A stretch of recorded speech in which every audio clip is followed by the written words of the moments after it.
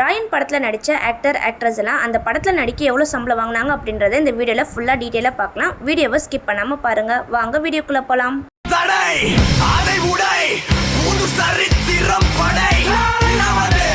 Number 7, Sandeep Kishan.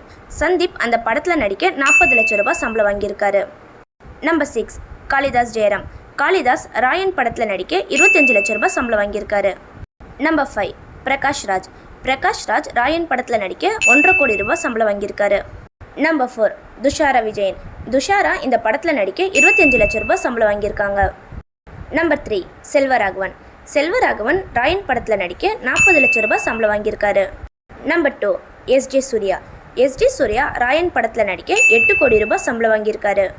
Number 1, Dhanush. Dhanush Rayan படத்தில் நடிக்க என்ன சம்பளம் வாங்கினாருன்றதை பார்க்குறதுக்கு முன்னாடி இது வரைக்கும் நீங்கள் நிஷ்டா கிளிக்ஸ் சேனலை சப்ஸ்கிரைப் பண்ணலைன்னா சப்ஸ்கிரைப் பண்ணிக்கோங்க. அப்படியே லைக் பட்டனை தட்டி விட்டுருங்க. நம்பர் 1, தனுஷ். ராயன் படத்துக்கு தனுஷ் தான் டைரக்டர் ப்ளஸ் அவர் தான் ஹீரோவும் கூட. அதனால் ராயன் படத்துக்கு தனுஷ் வாங்கின சம்பளம் 45லேருந்து 50 கோடி வரைக்கும் சொல்லப்படுது. தனுஷ் ராயன் படத்தில் நடிக்கிறதுக்கு மட்டும் 30 கோடி ரூபாய் சம்பளம் கேட்டதாக சொல்லப்படுது. ராயன் படத்தில் நடிக்க அபர்ணா பாலமுரளி வாங்கின சம்பளம் என்னவா இருக்கும்? நீங்கள் என்ன நினைக்கிறீங்கன்றதை கமெண்ட் பண்ணுங்கள். யார் கரெக்டாக கமெண்ட் பண்ணுறீங்கன்றதை பார்க்கலாம்.